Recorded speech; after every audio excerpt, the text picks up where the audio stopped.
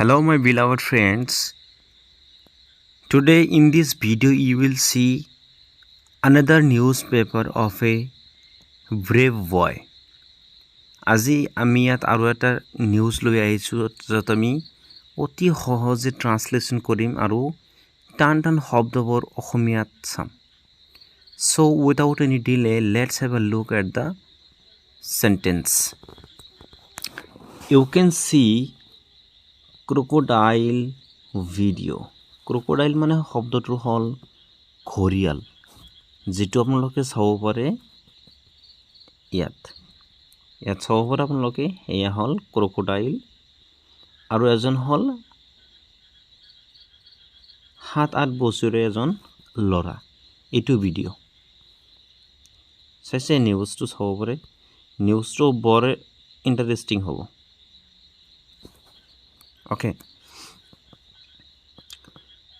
we have seen, আমি চাইছো, children লৰা ছোৱালী সকলে doing, কৰাটো চাইছো. কি কৰাটো চাইছো?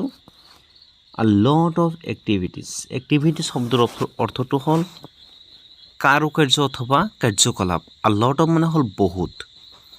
মানে আমি সৰু লৰা ছোৱালীক চাইছো বহুতো কাৰ্য কৰাত for fun. কিহৰ কাৰণে? আনন্দৰ কাৰণে.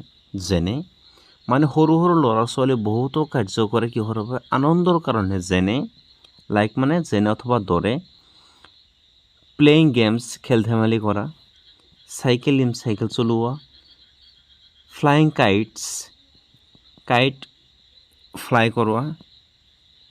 কাইট শব্দৰ অৰ্থটো কি অসমীয়াত? চিলা. প্লেইং উইথ এনিমেলছ আৰু জীৱ জন্তুৰ লগত খেল ধেমালি কৰাটো এই কাৰ্যবোৰ কৰে সৰু ল'ৰা ছোৱালী কৰে কিহৰ বাবে? আনন্দৰ কাৰণে.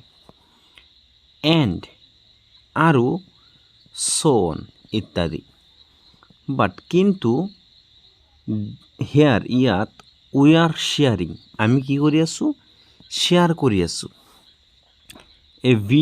এটা ভিডিঅ' উইথ ইউ, যে আপোনালোকৰ লগত আমি এটা ভিডিঅ' শ্বেয়াৰ কৰি আছো that যিটো shows দেখুৱায় এ young boy, যে এজন young ল'ৰা কেৰিং লৈ আছে এ small crocodile, এটা সৰু crocodile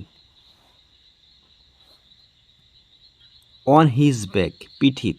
আপোনালোকে ইয়াত চাব পাৰে এই ল'ৰাজন, সৰু ল'ৰাজন কি কৰি আছে? এটা crocodile পিঠিত লৈ আছে. এইটো কিন্তু বাস্তৱ ঘটনা.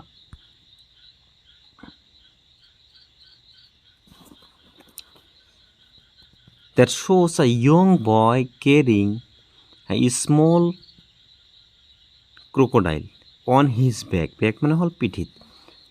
Without any fear, কোনো ভয় নোখোৱাকে or worries, আৰু চিন্তা নোহোৱাকে এইটো কাৰ্য কৰি আছে.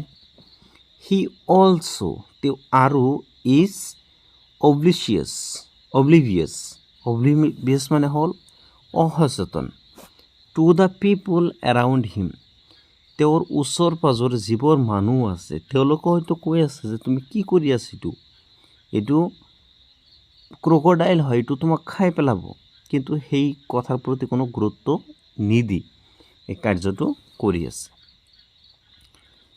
This is the news we have read, and I hope all of you have got benefit out of it. So thank you very much for your love and support, and do subscribe to my channel to get latest video related to English. So thank you very much once again.